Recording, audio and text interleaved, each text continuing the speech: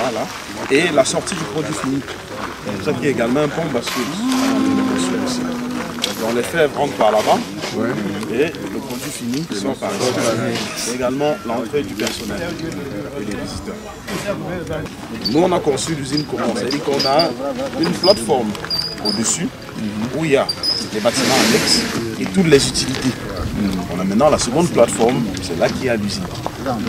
Et on a une zone réservée pour l'extension, juste à gauche. Et on a la troisième plateforme où il y a les forages. Bon, c'est le relief, on a essayé de s'adapter un peu, parce qu'on a eu des travaux très importants de remblai, et on a eu des remblais très importants. On a essayé de s'adapter au maximum pour le relief en avant.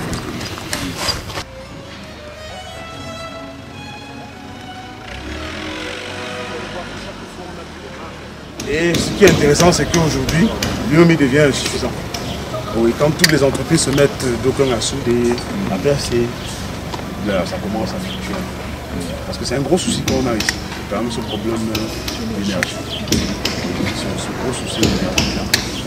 Comme là, c'est des dépenses par exemple qui ne sont pas forcément budgétisées. On doit acheter un transport pour les besoins de chantier. On a deux groupes de besoins également. Pour des besoins de chantier, comparé à tous ces problèmes d'énergie. On a rencontré Léo, ils sont en train de trouver des solutions. Ils ont même déjà fait parce qu'ils ont délesté une zone de la région pour permettre que nous ne pas les soucis. Au lieu de délester, c'est une très bonne question. Parce que celle-ci, ça va aller en bas, c'est pour approvisionner nos camions.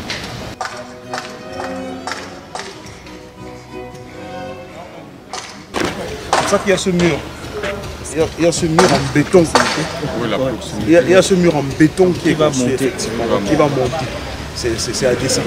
Il fait comme le tour complètement. Il y a ce mur en béton.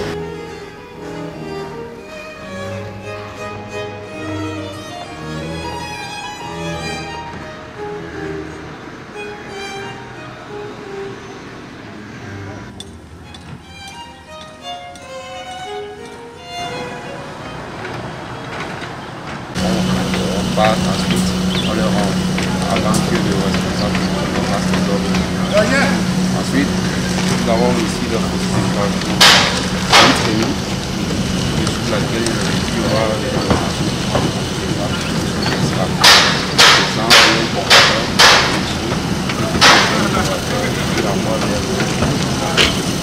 On va entendre tout à l'heure.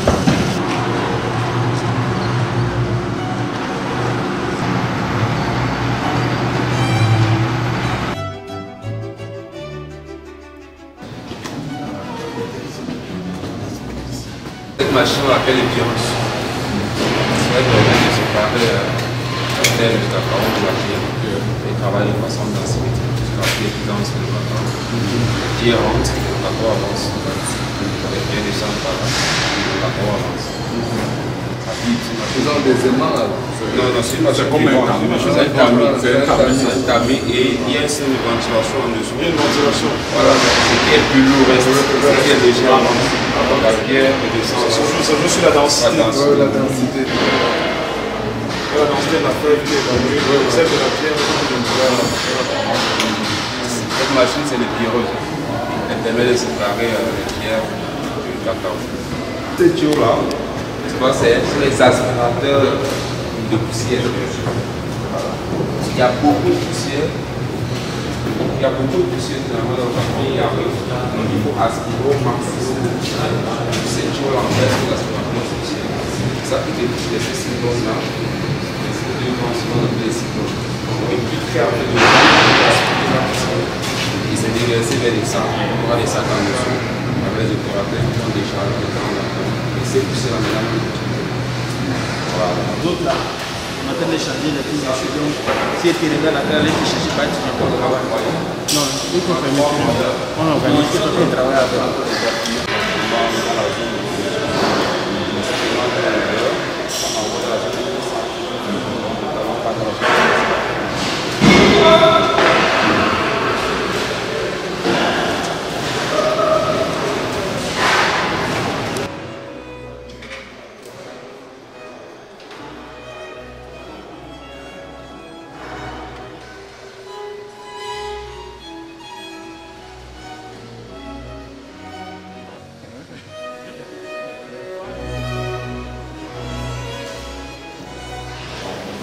il arrive de l'université là, on a ce système qui est là pour le packaging de la masse. C'est-à-dire qu'il arrive, il a refroidi suffisamment. C'est le point autour de 25 degrés. Mais quand ça arrive, c'est chaud. Vous voyez, c'est comme les chanteurs là, avec l'eau glace. Vous avez le coup froid à l'extérieur.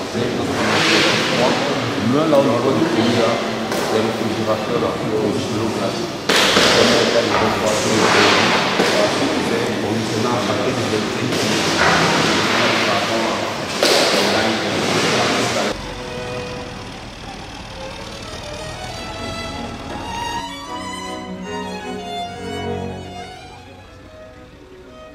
Ces murs-ci, on s'était dit non, ça ne vaut pas la peine qu'on utilise le béton, il faut qu'on utilise la pierre. Comme ça, les populations des environs peuvent nous vendre la pierre. Et on a ramené la population du nord-ouest et du sud-ouest, comme ils sont les plus aptes à faire ce travail. Bon, ce sont deux, ils étaient une centaine ici lorsque ce travail se faisait. Il en reste une vingtaine. Voilà, ce sont eux qui ont exécuté, qui ont réalisé toute cette partie du travail.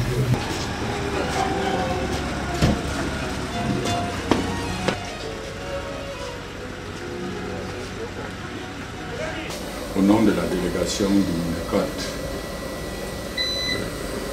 je pense, il y a le directeur des infrastructures, sa collaboratrice, il y a le coordinateur programme agropole et son mouvement, il y a le délégué régional et il y a moi-même.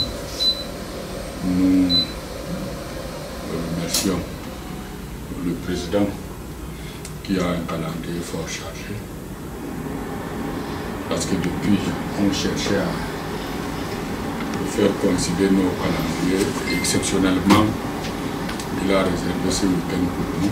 Nous nous sommes infiniment reconnaissants. Et nous tenons à le remercier, à féliciter toute son équipe avec tout ce que nous constatons sur le terrain. Même ceux qui ne voient pas, qui ont le mal des yeux, quand ils arrivent sur le site, je pense que même par miracle, ils voient. Mais le miracle, c'est quoi? C'est que quand l'éléphant passe quelque part, ça ne s'ignore pas. C'est des travaux gigantesques, c'est des travaux d'une autre envergure. Je pense que en Afrique, spécifiquement au Cameroun, ça ne court pas les rues. 30 000 tonnes de fèves de cacao qu'il faut transformer par an, c'est une plus-value qui s'ajoute à notre filière cacao, une plus-value qui crée des emplois, qui crée la richesse à l'intérieur. Je pense, comme il est depuis plus de 20 ans, j'ai suivi dans le reportage dans la filière, il ne va plus continuer à exporter en l'état les fèves de cacao. Il va les transformer sur place. Et sur place, c'est nos frères qui vont trouver l'emploi. C'est nos frères qui auront une rémunération. C'est nos frères qui vont créer des foyers et qui auront de quoi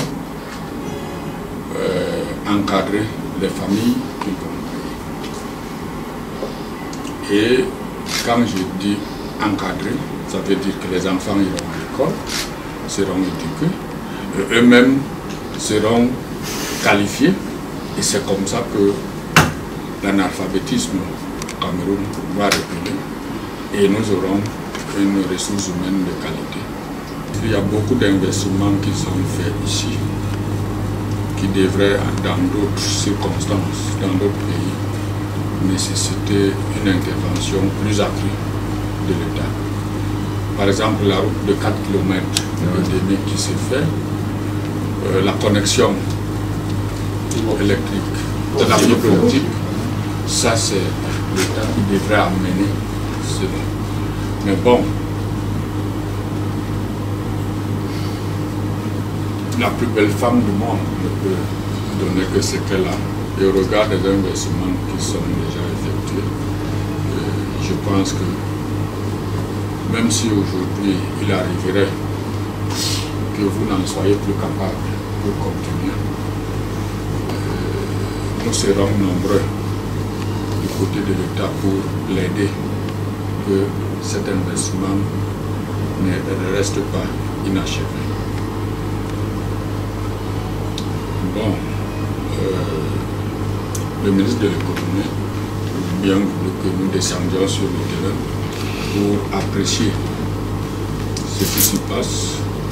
Remercier l'administration d'avoir cru en son idée de projet, de l'avoir accompagné, de l'avoir soutenu dans toutes les difficultés qu'il a eues. Nous pensons que grâce à votre soutien, grâce à votre concours, nous produirons ici à Kékem dans quelques jours, dans quelques mois, les produits attendus. Mes impressions au sortir de cette visite ne peuvent être que très encourageantes. Le projet que nous venons de visiter se passe de tout commentaire. C'est la toute première fois de ma vie que j'assiste dans ce pays, le Cameroun, à un investissement aussi sérieux, aussi gigantesque, fait par une personne, en la personne de M. Noisy. Le projet qui vise à transformer 30 000 tonnes de fèves de cacao par an, d'un investissement issu de ce promoteur de l'ordre de 50 milliards de francs CFA, donc plus de 36 déjà investis, avec un accompagnement de l'État à travers le programme Agropole qui se chiffre à 1,2 milliard. Je pense que M. Noisy mérite tous les encouragements et non seulement l'investissement concerne le projet industriel proprement dit, mais les infrastructures d'approche. 4 km 500 de route bitumée de son propre investissement avec l'indemnisation des populations. 13 km de triphasé, de lignes triphasées qu'il a financées. Et il y a la fibre optique qu'il a captée depuis Bafang. Je dis, il mérite d'être encouragé. Et je pense que nous étions sur le terrain sur instruction du ministre de l'économie qui était venu lancer ce projet. Nous allons rendre compte fidèlement et si possible formuler des propositions. Et si son calendrier le permet, je pense, il appréciera. Mais ce que nous voyons dans ce site ici à Kékem se passe de tout commentaire. Je pense que c'est une grande première au monde. Tous les autres industries similaires dans la filière cacao ou café, c'est des consortiums, c'est des familles entières. Mais voir un seul homme investir à ce montant-là, il mérite. Compte tenu de l'évolution des travaux, l'usine, comme on nous l'a expliqué, nous sommes déjà pratiquement à 95% des travaux réalisés. Il reste à faire les VRD. Il subsiste quelques difficultés. Il y a des impayés de l'ordre de 14 milliards.